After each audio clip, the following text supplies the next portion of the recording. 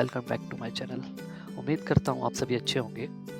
आज की इस वीडियो में मैं आपको लेकर चल रहा हूँ भारत की सबसे प्राचीन और आध्यात्मिक नगरियों में से एक, बनारस, जिसे हम काशी और वाराणसी के नाम से भी जानते हैं। कहा जाता है कि काशी भगवान शिव की नगरी है और यहाँ आकर हर भक्त को एक अलग ही शांति का एहसास होता है। तो चलिए शुरू करते हैं हमारी यात्रा।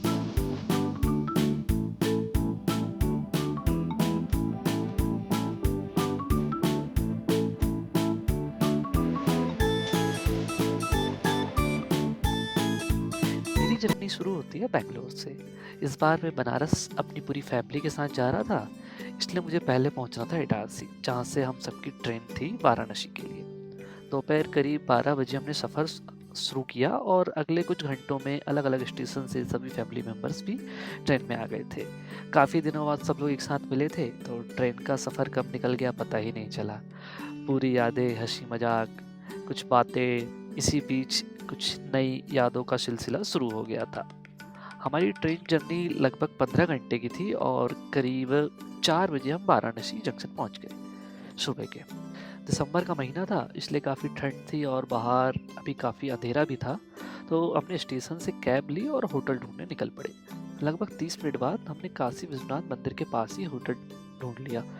हम यहाँ करीबन 2 दिन रुकने वाले थे। होटल का बजट और पूरे ट्रिप का खर्चा मैं आपको वीडियो के एंड में शेयर करूंगा, इसलिए वीडियो को एंड तक जरूर देखिएगा। थोड़ी देर होटल में रेस्ट करने और रेडी होने के बाद हम सीधा निकल पड़े गंगा जी के किनारे। सच कहूँ तो बनारस की सुबह शब्दों में बयां करना मुश्किल है। सुबह का सूरज, गंगा जी का शांत पानी, मंदिरों की घंटियाँ और हर हर महादेव की गूंज, ये सब मिलकर एक अलग ही माहौल बना देते हैं। हमने पहले गंगा स्नान किया और उसके बाद नाव से अस्सी घाट की तरफ निकल पड़े। नाव से बनारस को देखना एक अपना अलग ही मजा है। एक तरफ पुराने घाट, दूसरी तरफ साधु संत और बीच में बहती गंगा माँ। ये नज़ारा शायद ही कभी भूल पाएंगे। अब भाई बनारस आए और खाना ना खाया, ऐसा कैसे हो सकता है। हम पहुंच गए ठटेरी बाजार, जहां हमने बनारस के कुछ फेमस स्वाद का मजा लिया।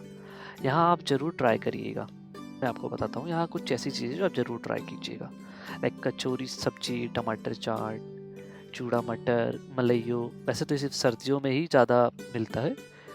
कोशिश कीजिएगा कि आपको अगर मिल जाए तो। बनारसी लस्सी और सबसे फेमस बनारसी पान। यकीन मानिए, बनारस का स्ट्रीट फूड भी उसकी संस्कृति की तरह ही मशहूर है। करीब 11 बजे हम पहुंच गए श्री काशी विश्वनाथ मंदिर। उस दिन लाइन काफ़ी लंबी थी, इसलिए दर्शन में लगभग 2 घंटे का समय लग गया। ये मंदिर भारत के 12 ज्योतिर्लिंगों में से एक है और कहा जाता है कि यहाँ स्वयं भगवान शिव वास करते हैं। दर्शन के बाद एक बात बिल्कुल मत भूलिएगा, मंदिर के पास ही माँ अन्नपूर्णा मंदिर में प्रसाद और भोजन की व्यवस्था होती है। यहाँ श्रद्धालुओं को निःशुल्क भोजन कराया जाता है और यहाँ साफ सफाई का ही बहुत अच्छा ध्यान रखा जाता है। अगर आपकी इच्छा हो तो आप यहाँ पर अपनी श्रद्धा के अनुसार दान भी कर सकते हैं। दर्शन के बाद हम होटल आ गए, थोड़ा आराम किया और शाम होते ही फिर निकल पड़े अस्सी घाट की गंगा आरती देखने। दोस्तों, अगर आप बनारस जा रहे हैं तो गंगा आरती बिल्कुल मिस मत कीजिएगा। जब सैकड़ों दिए एक साथ जलते हैं, शंख की ध्वनि गूंजती है और पुरोहित एक साथ माँ गंगा की आरती करते हैं, तब पूरा माहौल आध्यात्मिक ऊर्जा से भर जाता है। सच कहूँ, उस वक्त ऐसा लगता है जैसे समय कुछ पल के लिए रुक गया हो। बनारस की शाम सिर्फ देखी नहीं जाती, महसूस की जाती है। उसके बाद हमने पास के रेस्टोरेंट में डिनर किया और होटल आकर सो गए। अगले दिन हमें कुछ लोकल टेम्पल्स कवर करने थे, तो सुबह फिर गंगा स्नान किया और निकल पड़े बनारस के कुछ प्रसिद्ध मंदिरों की तरफ। सबसे पहले हम गए संकट मोचन हनुमान मंदिर, जहाँ हनुमान जी के दर्शन के लिए हजारों भक्त आते हैं। उसके बाद दुर्गा कुंड मंदिर, जो अपने लाल रंग और प्राचीन इतिहास के लिए प्रसिद्ध है। फिर हम गए तुलसी मानस मंदिर, जहाँ गोस्वामी तुलसीदास जी ने रामचरित मानस की रचना की थी। उसके बाद हम पहुंच गए काल भैरव मंदिर। माना जाता है कि काल भैरव जी काशी के कोतवाल हैं और काशी यात्रा उनके दर्शन के बिना अधूरी मानी जाती है। लगभग शाम 4 बजे तक हम लोकल साइट से कंप्लीट कर चुके थे। हमारी ट्रेन रात 12 बजे थी, लेकिन हमने सोचा कि बनारस आए हैं तो एक बार फिर गंगा आरती देखते हैं। इस बार हम गए दशाश्वमेध घाट। ये बनारस का सबसे प्रसिद्ध घाट है और हर शाम यहाँ हजारों नहीं बल्कि लाखों श्रद्धालु आते हैं। अगर आप यहाँ आने का प्लान बना रहे हैं तो मेरी एक टिप है, शाम 4 या 5 बजे तक पहुँच जाइए। इससे आपको अच्छी जगह मिल जाएगी।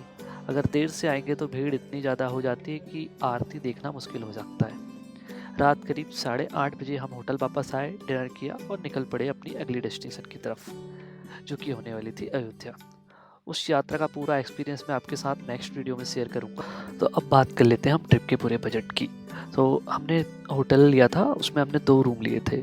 2 रूम हमें पड़े थे अराउंड 7000 के। सो एक रूम में लगभग 2-3 लोग आ सकते हैं आराम से।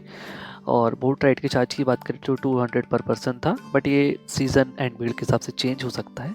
और खाना भी यहाँ काफ़ी रीज़नेबल रेट में मिल जाता है आपको। तो हम जैसे 5-6 लोग थे तो उसमें अराउंड 1500 का हो गया था। और अगर ट्रेन टिकट्स और सब कुछ इंक्लूड करें तो अराउंड टोटल बनारस की ट्रिप बनती है 5000 टू 6000 पर पर्सन के आसपास।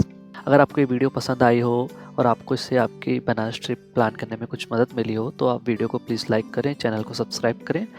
और आप कुछ अगर नए वीडियोस देखना चाहते हैं कमेंट में बताएं कि आप अगला ट्रैवल ब्लॉग कहाँ का देखना चाहते हैं। तो मिलते हैं एक और नए सफ़र में।